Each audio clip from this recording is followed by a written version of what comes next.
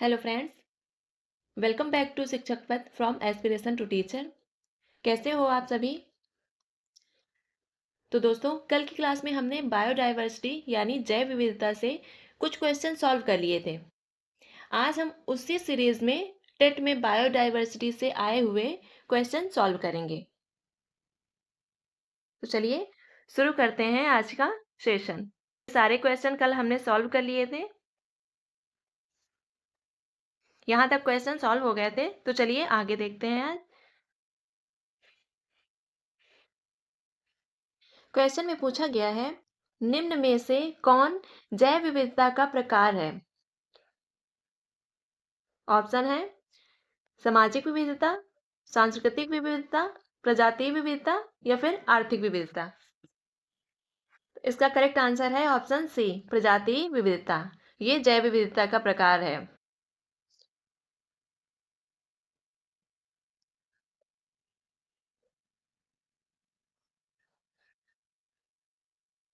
अगला question. Question में पूछा गया है, निम्न में से कौन जैव विविधता का प्रकार नहीं है? इसमें नहीं पूछा गया है। फर्स्ट ऑप्शन है आनुवंशिक विविधता, सेकेंड प्रजातीय विविधता, ऑप्शन सी पारिस्थितिक विविधता या फिर डी सामाजिक विविधता। तो आनुवंशिक विविधता ये जैव विविधता का प्रकार है। प्रजातीय विविधता ये भी जैव विविधता का प्रकार है। पारिस्थितिक विविधता ये भी जैव विविधता का प्रकार है। तो सामाजिक विविधता ये जैव विविधता का प्रकार नहीं है। तो ऑप्शन डी करेक्ट आंसर है। अगला क्वेश्चन है। क्वेश्चन में पूछा गया है, सर्वाधिक जैव विविधता कहाँ पाई जाती है? तो सर्वाधिक जैव विविधता उष्णकटिबंधीय क्षेत्र में पाई जाती है। तो इसका करेक्ट आंसर है उष्णकटिबंधीय क्षेत्र। अगला क्वेश्चन।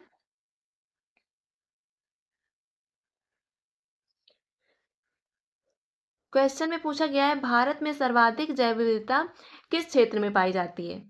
यहाँ पर भारत की बात हो रही है, तो भारत में सर्वाधिक जैव विविधता पश्चिमी घाट में पाई जाती है। तो ऑप्शन सी करेक्ट आंसर है पश्चिमी घाट। अगला क्वेश्चन।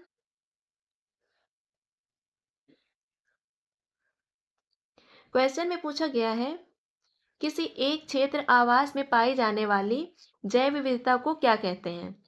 बीटा विविधता, गामा विविधता, अल्फा विविधता या फिर डेल्टा विविधता।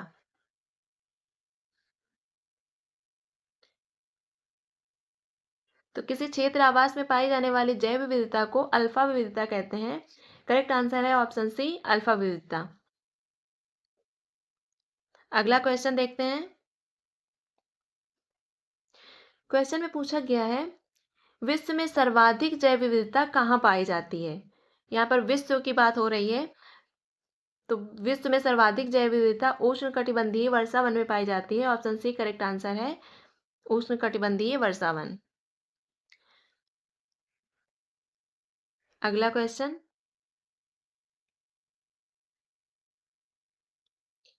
क्वेश्चन में पूछा गया है, दो अलग अलग आवासों के बीच प्रजातियों की विविधता की तुलना को क्या कहते हैं?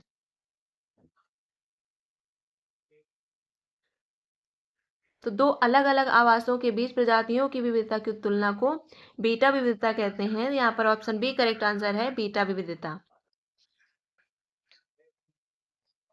अगला क्वेश्चन। बड़े भौगोलिक क्षेत्र में कुल जैव विविधता को क्या कहा जाता है? ऑप्शन है अल्फा विविधता, बीटा विविधता, गामा विविधता या फिर स्थानीय विविधता। तो बड़े भौगोलिक क्षेत्र में कुल जैव विविधता को गामा विविधता कहा जाता है। ऑप्शन सी करेक्ट आंसर है गामा विविधता। गामा विविधता ये सबसे बड़ा मापन है जैव विविधता का। अगला क्वेश्चन। क्वेश्चन में पूछा गया है, जैव विविधता मापन के लिए निम्न में से कौन सा क्रम सही है?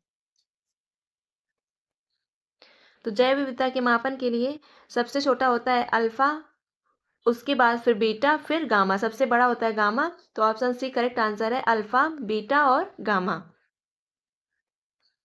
अगला क्वेश्चन देखते हैं। क्वेश्चन में पूछा गया है, यदि किसी जंगल के एक छोटे भाग में प्रजातियों की संख्या मापी जाए तो वह किस प्रकार का मापन है। यहाँ पर छोटे भाग में प्रजातियों की संख्या मापने के लिए कहा गया है, तो छोटे भागों में अल्फा विविधता से मापन किया जाता है। तो ऑप्शन सी करेक्ट आंसर है, अल्फा विविधता। अगला क्वेश्चन देखते हैं। क्वेश्चन में पूछा गया है, जैव विविधता में मापन के कितने प्रकार होते हैं। तो जैव विविधता में मापन के 3 प्रकार होते हैं, अल्फा, बीटा और गामा। तो ऑप्शन सी करेक्ट आंसर है, 3।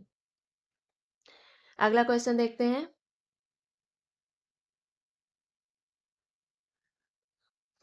क्वेश्चन है, निम्न में से कौन जैव विविधता के मापन का प्रकार नहीं है। जैव विविधता के मापन के प्रकार अल्फा, बीटा और गामा है। ये तीनों ही जैव विविधता के मापन के प्रकार हैं। तो सामाजिक विविधता मापन का प्रकार नहीं है। तो ऑप्शन डी करेक्ट आंसर है, सामाजिक विविधता। अगला क्वेश्चन।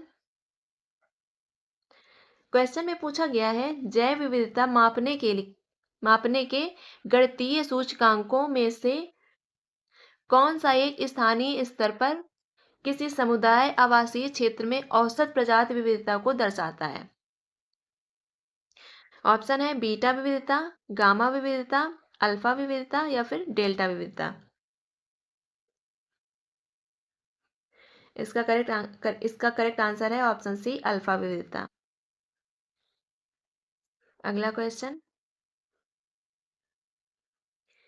किसी एक प्राकृतिक आवास में पाई जाने वाली प्रजातियों की विविधता को क्या कहते हैं। तो किसी एक प्राकृतिक आवास में पाई जाने वाली प्रजातियों की विविधता को अल्फा विविधता कहा जाता है। ऑप्शन सी करेक्ट आंसर है, अल्फा विविधता।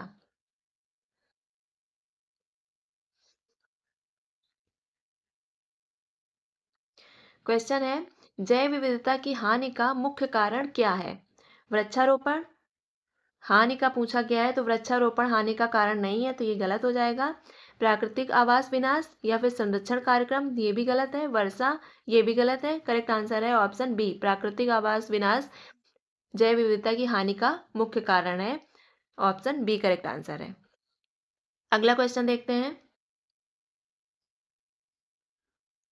क्वेश्चन में पूछा गया है, निम्न में से कौन जैव विविधता के संरक्षण का उपाय है। वनों की कटाई, तो वनों की कटाई ये संरक्षण का उपाय नहीं है, तो गलत हो जाएगा। प्रदूषण बढ़ाना, ये भी गलत है। वन्य जीव अभ्यारण्य बनाना, ये सही है। शिकार को बढ़ावा देना, ये भी गलत है। तो ऑप्शन सी करेक्ट आंसर है, वन्य जीव अभ्यारण्य बनाना। अगला क्वेश्चन देखते हैं। क्वेश्चन में पूछा गया है, भारत में जैव विविधता संरक्षण के लिए कौन सा अधिनियम लागू है। जल अधिनियम, वन अधिनियम, जैव विविधता अधिनियम या फिर पर्यावरण अधिनियम। तो जैव विविधता संरक्षण के लिए जैव विविधता अधिनियम लागू है। तो ऑप्शन सी करेक्ट आंसर है, जैव विविधता अधिनियम 2002। अगला क्वेश्चन देखते हैं।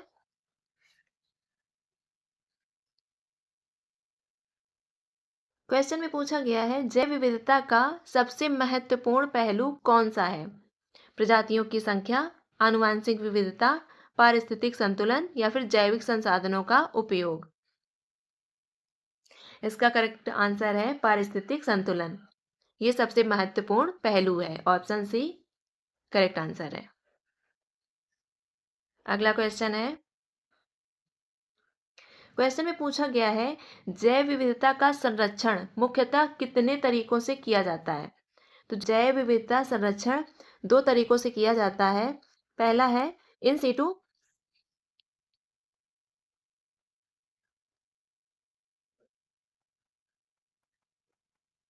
और दूसरा है एक्स सीटू। इसको बोलते हैं स्थानीय संरक्षण,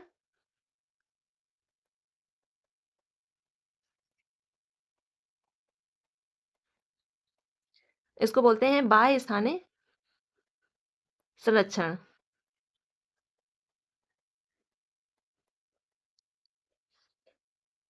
इसका करेक्ट आंसर है ऑप्शन बी 2। अगला क्वेश्चन देखते हैं। क्वेश्चन में पूछा गया है जैव विविधता संरक्षण के प्रमुख तरीके कौन से हैं। ऑप्शन है कृत्रिम और प्राकृतिक, ये गलत है। स्थल और जलीय, ये भी गलत है। इन सीटू और एक्स सीटू, ये करेक्ट आंसर है। जैव विविधता संरक्षण के दो तरीके हैं, इन सीटू और एक्स सीटू। इन सीटू है स्वस्थानीय और एक्स सीटू है बाह्यस्थानीय संरक्षण। जैविक अजैविक ये भी गलत है, ऑप्शन सी करेक्ट आंसर है। अगला क्वेश्चन है राष्ट्रीय उद्यान और वन्य जीव अभ्यारण्य किस प्रकार के संरक्षण के उदाहरण हैं। तो राष्ट्रीय उद्यान और वन्य जीव अभ्यारण्य ये इन सीटू संरक्षण के उदाहरण हैं, तो ऑप्शन बी करेक्ट आंसर है, इन सीटू संरक्षण। इन सीटू संरक्षण यानी स्वस्थानीय संरक्षण वो संरक्षण होता है जिसमें प्राकृतिक स्थान पर ही उनका संरक्षण किया जाता है, और एक्स सीटू संरक्षण वो संरक्षण होता है जो प्राकृतिक स्थान से बाहर ले जाकर संरक्षण किया जाता है, जैसे चिड़ियाघर हो गया। इस तरह से एक्स सीटू संरक्षण होता है। अगला क्वेश्चन है चिड़ियाघर और बीज बैंक किस प्रकार के संरक्षण के उदाहरण हैं। ये एक्स सीटू संरक्षण के उदाहरण हैं, ऑप्शन बी करेक्ट आंसर है। अगला क्वेश्चन संकटग्रस्त प्रजातियों को उनके प्राकृतिक आवास से अलग किसी विशेष स्थान पर संरक्षण प्रदान करना क्या कहलाता है। तो संकटग्रस्त प्रजातियों को उनके प्राकृतिक आवास से अलग किसी विशेष स्थान पर संरक्षण प्रदान करना एक्स सीटू संरक्षण का उदाहरण है, एक्स सीटू संरक्षण कहलाता है, तो ऑप्शन सी करेक्ट आंसर है, एक्स सीटू संरक्षण।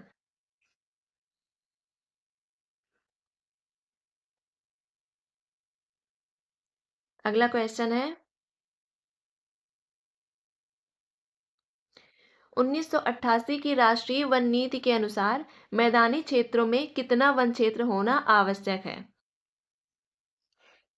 तो राष्ट्रीय वन नीति के अनुसार मैदानी क्षेत्रों में 33% वन क्षेत्र होना आवश्यक है। पर्वतीय क्षेत्रों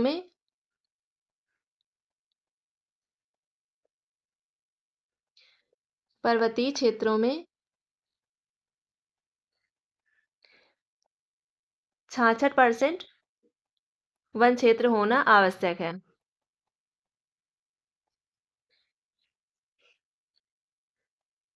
अगला क्वेश्चन है क्वेश्चन में पूछा गया है निम्नलिखित में से कौन सा एक स्वस्थान संरक्षण का उदाहरण नहीं है। राष्ट्रीय उद्यान, वन्यजीव अभ्यारण्य, जैवमंडल रिजर्व या फिर वनस्पति उद्यान। और तो राष्ट्रीय उद्यान, वन्यजीव अभ्यारण्य और जैवमंडल रिजर्व ये सारे इन सीटू संरक्षण के उदाहरण हैं। ऑप्शन डी करेक्ट हो जाएगा, ये वनस्पति उद्यान ये इन सीटू संरक्षण का उदाहरण नहीं है, ऑप्शन डी करेक्ट आंसर है। अगला क्वेश्चन देखते हैं विश्व में कितने जैव विविधता हॉटस्पॉट पहचाने गए हैं। तो विश्व में 36 हॉटस्पॉट पहचाने गए हैं, तो ऑप्शन सी करेक्ट आंसर है, 36। अगला क्वेश्चन है जैव विविधता हॉटस्पॉट की अवधारणा सबसे पहले किसने दी थी। जैव विविधता हॉटस्पॉट की अवधारणा सबसे पहले नॉर्मन मायर्स ने दी थी, तो ऑप्शन सी करेक्ट आंसर है, नॉर्मन मायर्स। अगला क्वेश्चन देखते हैं ये क्वेश्चन टेट में आया हुआ क्वेश्चन है, इंपॉर्टेंट क्वेश्चन है। क्वेश्चन है भारत में वन्य जीव संरक्षण अधिनियम किस वर्ष लागू किया गया था।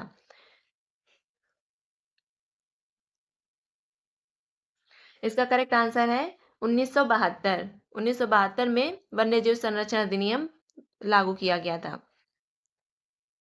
अगला क्वेश्चन ये क्वेश्चन भी यूपी टेट में पूछा गया है कई बार, इंपॉर्टेंट क्वेश्चन है ये भी। भारत में प्रोजेक्ट टाइगर की शुरुआत किस वर्ष हुई थी। इसका करेक्ट आंसर है 1973। अगला क्वेश्चन जैव विविधता शब्द का सर्वप्रथम प्रयोग किसने किया था। तो जैव विविधता शब्द का सर्वप्रथम प्रयोग वाल्टर जी रोजन ने किया था। ऑप्शन बी करेक्ट आंसर है। और इसको प्रसिद्ध ईओ विल्सन ने किया था। तो ऑप्शन बी करेक्ट आंसर है, वाल्टर जी रोजन। अगला क्वेश्चन,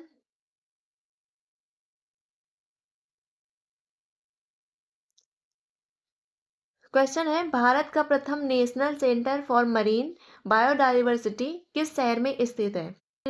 डाइवर्सिटी जामनगर में स्थित है। तो ऑप्शन डी करेक्ट आंसर है, जामनगर।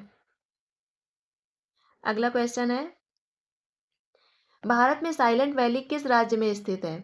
तो साइलेंट वैली केरल में स्थित है। तो ऑप्शन सी करेक्ट आंसर है, केरल। अगला क्वेश्चन है निम्नलिखित में से भारत के प्रमुख जैव विविधता स्थल कौन से हैं? पश्चिमी घाट, पूर्वी हिमालय, इंडो बर्मा क्षेत्र या उपरोक्त सभी? तो ये तीनों ही भारत के जैव विविधता स्थल हैं। तो ऑप्शन डी करेक्ट आंसर है, उपरोक्त सभी। अगला क्वेश्चन, निम्नलिखित में से कौन सा एक उत्तराखंड में जैव विविधता के ह्रास का कारण नहीं है? वनों की कटाई, तो ये जैव विविधता के ह्रास का कारण है। अवैध शिकार, ये भी है। जलवायु परिवर्तन, ये भी है। तो वन्यजीव अभयारण्य की स्थापना, ये ह्रास का कारण नहीं है। तो ऑप्शन डी करेक्ट आंसर है, वन्यजीव अभयारण्य की स्थापना। अगला क्वेश्चन देखते हैं। क्वेश्चन में पूछा गया है जैव विविधता को अधिकतम संकट किससे है? प्राकृतिक आपदाओं से, जलवायु परिवर्तन से, प्राकृतिक निवास और वनस्पतियों के विनाश से, या फिर ज्वालामुखी विस्फोट से? तो ऑप्शन सी करेक्ट आंसर है, जैव विविधता को अधिकतम संकट प्राकृतिक निवास और वनस्पतियों के विनाश से है। अगला क्वेश्चन है निम्नलिखित में से कौन से भौगोलिक क्षेत्र में जैव विविधता के लिए अधिक संकट हो सकते हैं?